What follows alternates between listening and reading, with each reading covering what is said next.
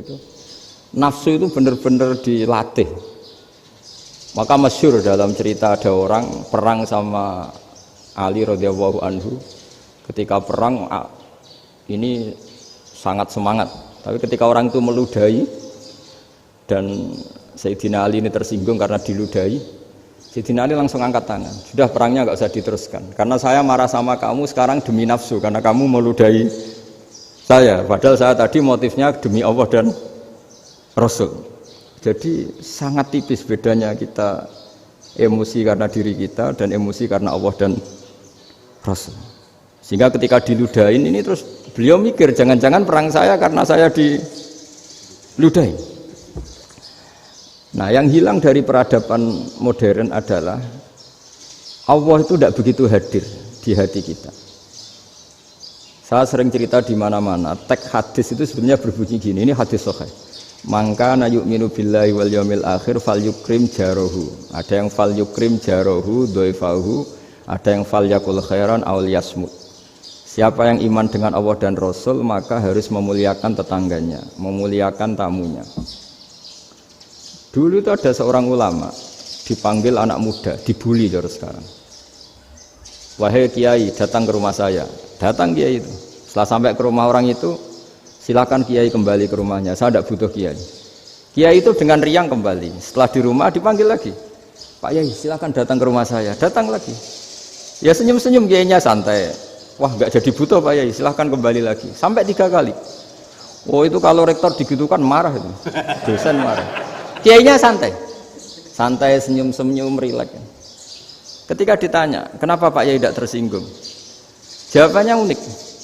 Anak muda, saya ini senang sekali nuruti perintah Allah, disuruh menghormati tetangga. Sehingga ketika Anda manggil ya saya datang. Ketika Anda nyuruh pulang ya saya pulang. Saya senang sekali nyenangkan tonggo.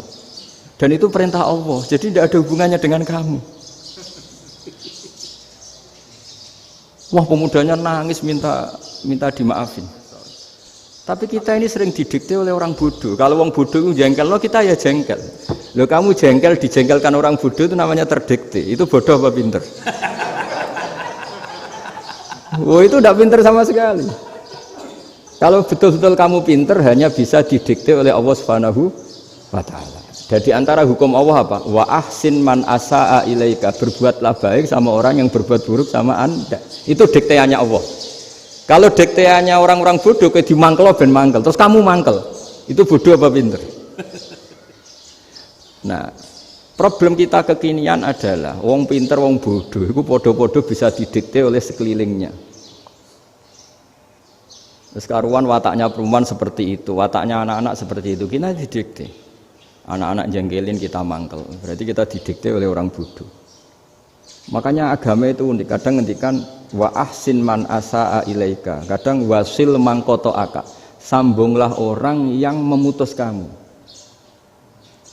Karena dengan demikian kita hanya didikte oleh Allah Subhanahu wa Ta'ala, bukan didikte oleh hukum sosial. Cara Jawane nak ngapiki tangga sing apik akeh tunggale.